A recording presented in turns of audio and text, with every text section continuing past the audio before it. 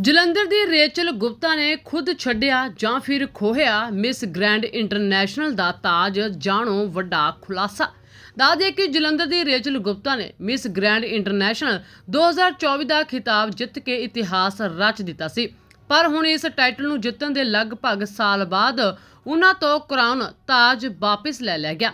ਇਸ ਗੱਲ ਦਾ ਐਲਾਨ ਬਿਊਟੀ ਪੇਜੈਂਟ ਵੱਲੋਂ ਕੀਤਾ ਗਿਆ। ਹਾਲਾਂਕਿ ਰੇਚਲ ਗੁਪਤਾ ਦਾ ਦਾਅਵਾ ਕਿ ਇਹ ਫੈਸਲਾ ਉਹਨਾਂ ਨੇ ਖੁਦ ਬੇहद ਭਾਰੀ ਮਨ ਦੇ ਨਾਲ ਲਿਆ, ਜਿਹਦੇ ਚੱਲਦੇ ਰੇਚਲ ਗੁਪਤਾ ਦੇ ਵੱਲੋਂ ਪ੍ਰੈਸ ਕਾਨਫਰੰਸ ਕੀਤੀ ਗਈ, ਜਿਸ ਦੇ ਵਿੱਚ ਉਸਨੇ ਦੱਸਿਆ ਹੈ ਕਿ ਮਿਸ ਗ੍ਰੈਂਡ ਇੰਟਰਨੈਸ਼ਨਲ ਦਾ ਤਾਜ ਉਸਨੇ ਵਾਪਸ ਕੀਤਾ ਤੇ ਉਸ ਨੂੰ ਮਾਨਸਿਕ ਤੌਰ ਤੇ ਪਰੇਸ਼ਾਨ ਕੀਤਾ ਜਾਂਦਾ ਸੀ, ਜਿਹਦੇ ਚੱਲਦੇ ਕਈ ਵੱਡੇ ਖੁਲਾਸੇ ਕੀਤੇ ਨੇ।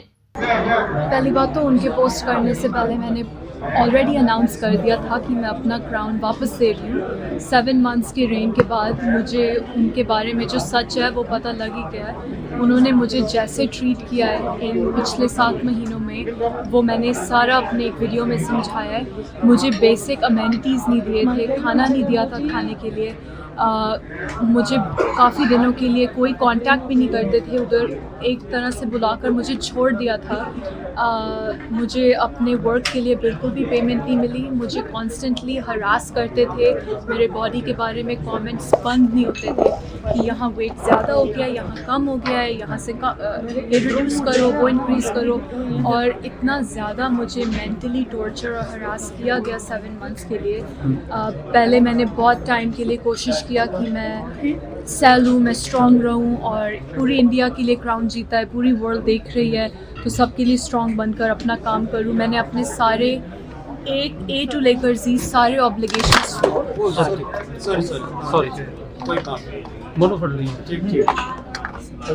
मैंने अपने सारे ऑब्लिगेशंस फुलफ़िल किए।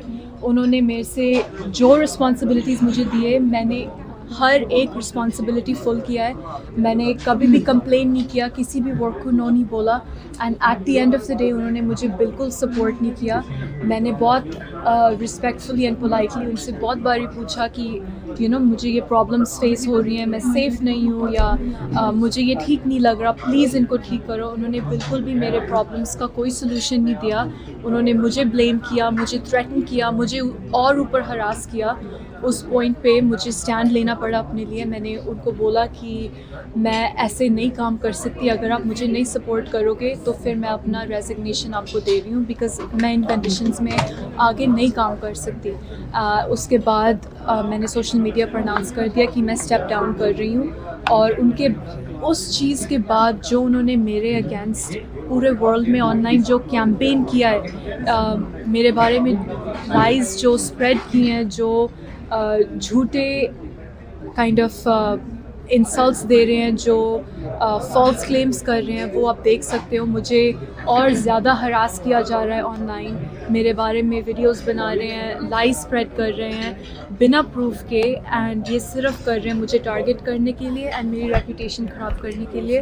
बट मुझे पता है कि जो मैंने आज स्टैंड लिया है, जो मैंने बोला है, ये सिर्फ मेरे लिए नहीं है, ये पूरे वर्ल्ड की वुमेन के लिए है, जिनका ये ड्रीम है, जो एक दिन सोचेंगी कि हमने भी इस ऑर्गेनाइजेशन के साथ काम करना है। मैं उनको बोलना चाहती हूँ कि आप अपनी सेफ्टी को रिस्क में डाल रहे हो, आप अपने आप को हरासमेंट के लिए ओपन कर रहे हो, आप एक टॉक्सिक अब्यूसिव ऑर्गेनाइजेशन के साथ काम कर रहे हो, जहाँ ओनर्स को सिर्फ मनी के साथ कंसर्न है, आपकी सेफ्टी या रिस्पेक्ट के लिए कोई कंसर्न नहीं है। अगर बात की जाए तो कितने दिन आपका ये डिस्प्यूट चला है, और जो उन्होंने कहा है कि जो कॉन्ट्रैक्ट हुआ था, वो कॉन्ट्रैक्ट को लेकर उन्होंने कहा है कि जो रूल्स थे, जो कॉन्ट्रैक्ट में लिखा गया था, उसके अकॉर्डिंग आपने उस कॉन्ट्रैक्ट के मुताबिक नहीं चले और आप अदर और कॉन्ट्रैक्ट करके जो शूट्स वगैरह कर रहे थे। This is not true at all. जो भी मैं वर्क करती थी वो क्लियरली मेरे सोशल मीडिया पर था। वो मिस ग्रैंड ऑर्गेनाइजेशन भी पोस्ट कर रही थी, वो मेरे से रिक्वेस्ट कर रहे थे फ़ोटोज़ शेयर करने के लिए ताकि वो भी डाल सकते हैं। मुझे उन्होंने अलाउ नहीं किया था इंडिया में वर्क करने के लिए, बिल्कुल भी मैंने नहीं किया। बहुत महीनों मैंने इंडिया में एब्सोल्युटली कुछ भी नहीं किया। जो मैंने 1-2 प्रोजेक्ट्स किए थे वो बिल्कुल अनपेड थे, उनको बताने के बाद किए हैं मैंने, उनको कोई प्रॉब्लम नहीं था। बट वो अभी उसको स्पिन करके ये दिखाने की कोशिश कर रहे हैं कि मैं उनके अगेंस्ट गई हूँ, जब एक्चुअली उन्होंने भी पोस्ट डाला है उस शूट के बारे में, उस वर्क के बारे में, वो भी सपोर्ट कर रहे हैं, वो भी पोस्ट कर रहे हैं और उनको पहले से पता था। तो ये एक बहुत बड़ी उन्होंने कैंपेन प्लान किया है कि मेरी कैसे उन्होंने क्रेडिबिलिटी ख़राब करनी है, कैसे लाइज बनाने हैं मेरे बारे में। और मुझे पता था ऐसा होगा, मैंने अपने वीडियो में भी बोला कि मैं अपना क्राउन दे रही हूँ और ये लोग कहीं पर भी नहीं रुकेंगे, ये मेरे बारे में कुछ भी लाइज स्प्रेड करेंगे अपने आप अपनी रेपुटेशन को बचाने के लिए। ਉੱਥੇ ਇਸ ਮਾਮਲੇ ਨੂੰ ਲੈ ਕੇ ਰੇਚਲ ਗੁਪਤਾ ਦੇ ਪਿਤਾ ਦਾ ਵੀ ਬਿਆਨ ਸਾਹਮਣੇ ਆਇਆ। ਉਹਨਾਂ ਨੇ ਕੀ ਕਿਹਾ, ਜ਼ਰਾ ਉਹ ਵੀ ਸੁਣਦੇ ਹਾਂ। बिल्कुल गलत, उसने बिल्कुल शर्तों के हिसाब से काम किया। जो नोटिस भेजा गया उसमें भी लिखा कि मैं आपकी 7 महीने से वेट कर रही हूँ, आपने वादा किया इतनी कंट्रीज घुमाऊंगी, लेकिन आपने कहीं घुमाया ही नहीं। आप तो एक ही कंट्री में भेज के थक गए हो कि बस जी, आप कहते हो कि वहाँ चलो फलाने होटल में, वो उनको पैसे देते हैं, इस जगह जाना है, पैसे देते हैं। गुरुद्वारा साहब लेकर गए थाईलैंड के, वो सारे सिख कम्युनिटी, पूरी वीडियोज़ हैं, बड़ा मान सत्कार, दिवाली मनाई उन्होंने फिर से बुलाया कि आओ।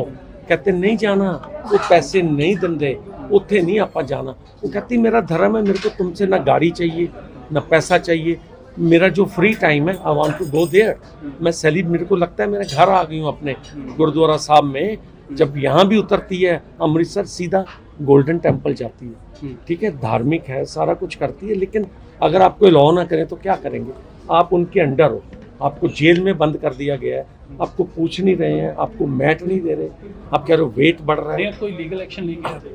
लीगल एक्शन देखते हैं कैसे होता है। दोनों जो एडवोकेट्स हैं वो देख रहे हैं वहाँ का लॉ और यहाँ का लॉ क्या अलाउ करता है। ठीक है, अगर कुछ होगा ऐसा, अगर वो कुछ करेंगे तो देन डेफिनेटली। ਸਰ ਕਾਫੀ ਜ਼ਿਆਦਾ ਮਿਹਨਤ ਕੀਤੀ ਸੀ ਰੇਚਲ ਨੇ, ਉਸ ਤੋਂ ਬਾਅਦ ਜਿਹੜਾ ਕਰਾਊਨ ਵਾਪਸੀ ਦੀ ਗੱਲ ਆ ਰਹੀ ਹੈ, ਮਿਹਨਤ ਬਹੁਤ ਜ਼ਿਆਦਾ ਕੀਤੀ ਸੀ, ਬਟ ਹੁਣ ਇਸ ਨੂੰ ਲੈ ਕੇ ਫੈਮਿਲੀ ਦਾ ਕੀ ਸਟੈਂਡ ਹੈ? ਕਿਉਂਕਿ ਇੰਨੀ ਜ਼ਿਆਦਾ ਮਿਹਨਤ ਇੱਕ ਹਿਸਾਬ ਨਾਲ ਬਰਬਾਦ ਹੀ ਹੁੰਦੀ ਨਜ਼ਰ ਆ ਰਹੀ नहीं ਹੈ। बर्बाद बिल्कुल नहीं हुई जी।